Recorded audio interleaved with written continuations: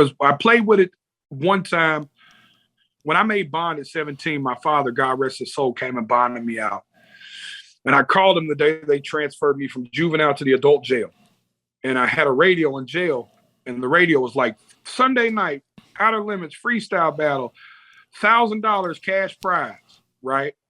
So when I called my dad, I'm like, hey, man, come get me. I'm going to give you $1,000 back Sunday.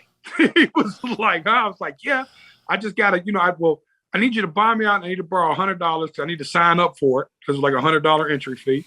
And I was like, and then I'll give you the other, the money, and I'll go win this thing. And I had the most loving dad and mother because they just believed me. Like, it wasn't like some kid that was saying weird shit to them. Like, they knew how much I believed in myself. So he was like, okay. I went, Joey. I snuck in because I was underage. I won that fucking freestyle battle. I went in there and won that $1,000, and it was a 10-week competition. I won it for the next 9 weeks. It was like a job. Every Sunday I would go to the fucking black club and just roast people, just smoked them. And then, of course, my bond got violated, and back I went. There goes the revolving door of the jail. But, yeah, so, I knew I was always into it. It just started working. It's so funny how, now that I think about it, listening to your story about jail and my story, man, that's a great way to fucking develop as a performer.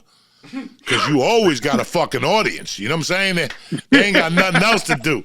You can either sit in your room or come listen to my fucking stinky jokes until they get better. And even with music, I'll go in there with a ukulele. I'll play a fucking ukulele for some of those brothers. By the time they get out, they'll all be listening to Don Ho. I don't give a fuck. Because it's the truth. You're always going to have 8 people to watch it. They're bored as shit. You can only watch so much fucking Bobby Flay and so much fucking America's Most Wanted. So, food for thought for all you young performers out there. Think big. Think jail first. Your story will be a lot fucking better, like ours. Did you develop the comedy routine in there a little bit? Did you start getting into storytelling in there? I never fucking dreamt of doing stand-up comedy. And a week before I got arrested, a guy I hated more than fucking anal sex came up to me, and he's like, hey, man, I know you don't like me. He goes, do you know what I did before I came to work here? And I go, I have no fucking idea. I just didn't like the guy. And he goes, I was in entertainment in Vegas. I hired comedians and musicians. And he goes, I'm not blowing smoke up your ass. You'd be a great comedian. I'm like, get the fuck away from me. Like, I was still young, stupid. Like, get the fuck away from me, And then I kind of thought about it. Then I got arrested. Then I came out on bail. And I was just trying to get my life together. There was no stand-up fucking comedy, And then when I got sentenced, it took about a month to go to a destination, like to go to the prison that you go to, diagnostic, and then the prison. They find the prison for you. They sent me to a fucking camp, like a work camp, and they did little activities. And on Thursday nights, they had movie night. They would play like PT 109. They never played a movie you wanted to see. They were all black and white movies and shit. And the projector would always break. And when the projector would break, the fucking guys would go, Cuba, go up there and talk shit. Because I worked in the kitchen in the jail, which is the best job in the jail. It was me and 13 brothers. I had a guy, Etchy, that all he wanted to do was work on his freezes. Because he says if he's in jail for too long, the freeze won't sound, like when he'd go, freeze! So he'd come in the kitchen and go, freeze! I tell him when to say it, and all the fucking prisoners would hit the floor and shit. It was fucking tremendous. I would tell the prisoners with the food sucked. When they would come on the line, there was a few of my friends, and I would just yell out, don't do it! Don't do it! And they knew to run back to their room and get an apple and a bag of chips. So I was building like a personality in the kitchen. Like just being me, fucking around. I didn't want to be a stand-up.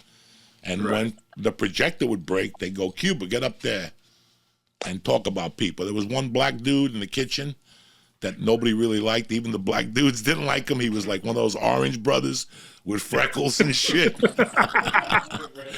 And they used to fucking pay me to go off on him. And the guy, listen, the guy was tougher than death. He was in there for murder. But thank God the guy had a sense of humor and he was bored as shit. You know what I'm saying? Because when you make somebody laugh in prison, it means a little more. Like people have no idea. especially when they came up to me and said, "Dog, why are you always so happy? People don't like people in prison that are happy." Yeah. And I'm like, well, they're going to have to suck my dick because this is who I am. What do you want me to sit here and walk around with a mean face all fucking day? You know, and it was like 8 Thursdays in a row I went up. And for the first time after like the 10th, like the 5th Wednesday, I thought about it. Thursday, I'm like, maybe I do have a career in stand-up comedy. I'm like, that's never going to happen. You know, none of that shit's going to happen for me. And it wasn't until the librarian who was in there for killing his wife and the mailman. He came home from work and he found the mailman fucking his wife. So he killed the wife, then he blasted the mailman, which made it a federal case. Tremendous. So that's why shoot the mailman. They'll send you to a better prison, cocksuckers. Always shoot the mailman. So you end up in Lompoc riding horses and playing tennis with gangsters, eating fucking cabatelli and shit like that. So when he told me that I should get into comedy, he gave me a notebook and he goes, if you don't get into comedy, by the time I get out, I'm going to come down and kill you. So for years, I was ready for this motherfucker to come to one of my shows. Obviously, he must have killed another mailman in jail because I haven't seen this cocksucker at all. So, and that's how I got into it. That's how I fucking got into it. But let me ask you something. Are you happy that you went to jail? You know, this is the way I thought about this. I think that it paved the path for where I ended up. And I'm not proud of the things I did that made me end up in jail, you know, but I do think that carved the path that I don't think I'd have been who I am today had I not went through every part of the journey, including the fucked up shit like jail. It gave me the closest thing to character and discipline and integrity I ever had. You know, I had to learn how to politic. You know that. You was in there. Like, I learned how to dude, I was in juvenile at fucking 14. You know, there's 17-year-old dudes in there fucking bench pressing baby mammoths with beards. I'm fucking 14. You know what I'm saying? I fucking, you know, I don't have one piece of hair on my dick yet, right? My balls haven't dropped. I still got this voice. You know, and I'm in there with dudes that fucking look like they're fucking people's moms and shit, you know, in a juvenile penitentiary. And I had to learn how to politic and move in a room full of vultures.